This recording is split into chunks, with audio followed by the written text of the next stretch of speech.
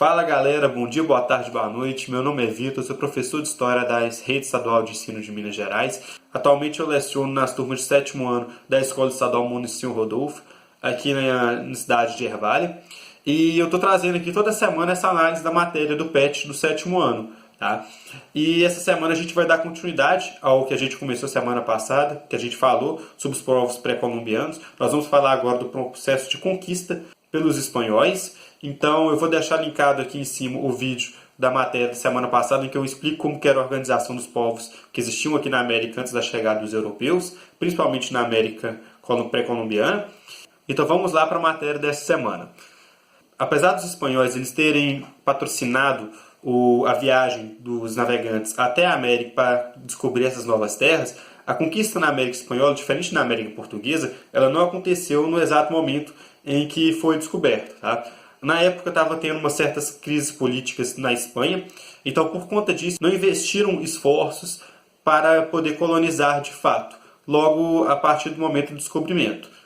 Eles criaram então, para poder fazer essa colonização, o sistema de capitulações, que era um sistema praticamente parecido com o que a gente teve aqui na América Portuguesa de capitanias hereditárias, em que você pegava uma faixa de terra e separava isso, dava isso para um explorador em particular. E ele era responsável por colocar todos os recursos ali naquela terra e fazer a gerência. Em contrapartida, essa pessoa que recebia esse direito de explorar essas terras, ele tinha o direito vitalício de explorar e, além de ter o controle das cidades fundadas, ele tinha o comando da parte jurídica e criminal daquela faixa de terra. Ele empreendia no processo de evangelização dos habitantes que ali moravam. Dentro das obrigações desses primeiros exploradores aí, desses primeiros conquistadores, eles tinham que pagar 20%, ou seja, o quinto, que é o tipo de imposto comum da época, de toda a riqueza que eles saqueavam dos povos para os espanhóis, e ele tinha que conceder o monopólio da exploração de ouro, de metais preciosos, né, ouro, prata, para o governo metropolitano, ou seja, para os espanhóis também. Isso aí eram as obrigações dele como explorador. Os primeiros conquistadores, eles eram, em sua grande parte, fidalgos da pequena nobreza e populares que estavam em busca de título, de riqueza, de ficar rico, de subir na vida. O primeiro adelantado aí foi o Cristóvão Colombo, que foi cedido para ele na época a capitulação de Santa Fé, porém tiveram dois aí que mais destacaram nessa conquista do Novo Mundo, que foram o Hernán Cortés e o Francisco Pizarro. Eles foram os principais conquistadores do Império Azteca e Inca, respectivamente. Então, o Hernán Cortés foi o principal conquistador do Império Azteca e o Francisco Pizarro do Império Inca. Uma das grandes falácias que a gente tem quando a gente vai falar sobre esse processo de conquista da América é que os povos nativos eles aceitaram de forma passiva essa dominação, o que é mentira, tá? Tivemos sim bastante resistência dos nativos daqui da América, porém o processo de dominação dos europeus ele foi bastante eficiente e bem sucedido. Alguns fatores aí foram essenciais para a conquista da América Espanhola. O poeta Pablo Neruda, famoso Pablo Neruda, ele cita três coisas principais, que segundo ele são a cruz, a espada e a fome. A espada aí de Pablo Neruda seria a superioridade bélica, tá? O uso das armas de fogo e as armaduras que os espanhóis já tinham naquela época por conta do desenvolvimento bélico da Europa. E isso foi essencial na dominação sobre os indígenas, já que eles não tinham a capacidade bélica nos moldes europeus, com um grande poder de fogo dos europeus. O uso da cavalaria, porque os nativos daqui eles não conheciam cavalo, que eles utilizavam a lhama, como eu falei no vídeo anterior, para poder se locomover. O cavalo ele é muito mais ágil do que a lhama.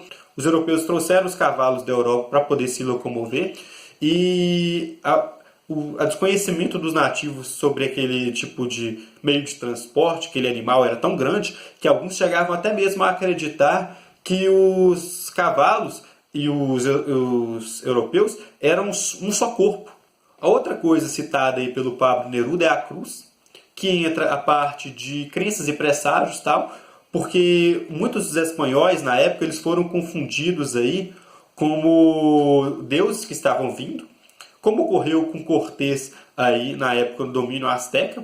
Além disso, os povos nativos aqui da época, eles tinham algumas profecias que tinham sido feitas que falavam em calamidades, que acabou com que abaixou um pouco a moral deles e fez com que eles não tivessem tanta resistência e que acabou enfraquecendo a luta deles perante os europeus.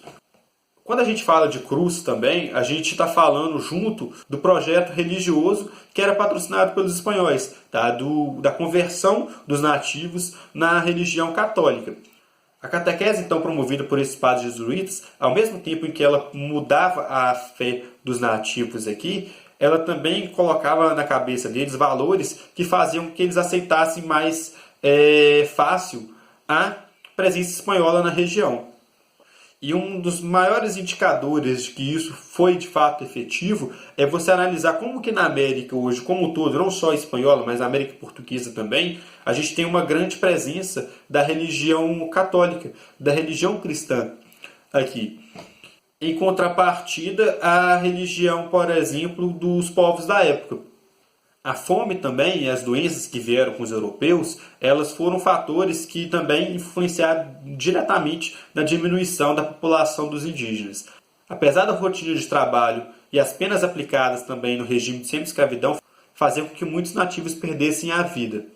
Por outro lado, as doenças trazidas também pelos europeus fizeram com que deflagrassem diversas epidemias porque o organismo dos nativos aqui não estavam imunes às doenças dos europeus.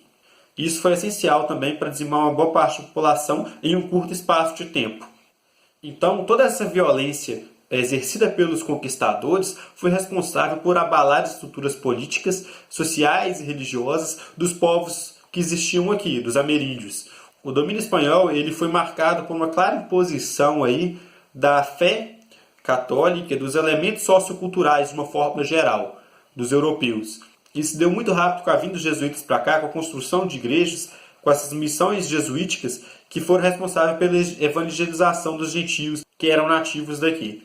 Um indicador forte que a gente tem nos dias de hoje é a gente analisar como que os jesuítas eles conseguiram substituir uma crença dos nativos aqui, que era da serpente emplumada, pela crença na Nossa Senhora de Guadalupe.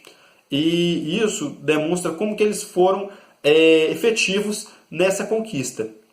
A partir do momento que a gente tem a descoberta das primeiras jazidas de prata e ouro lá na região do Alto Peru, do Império Inca, a coroa espanhola, então, ela opta por assumir esse controle das novas terras, retirando dessa forma o poder dos adelantados, impondo as suas complexas estruturas administrativas aqui no Novo Mundo.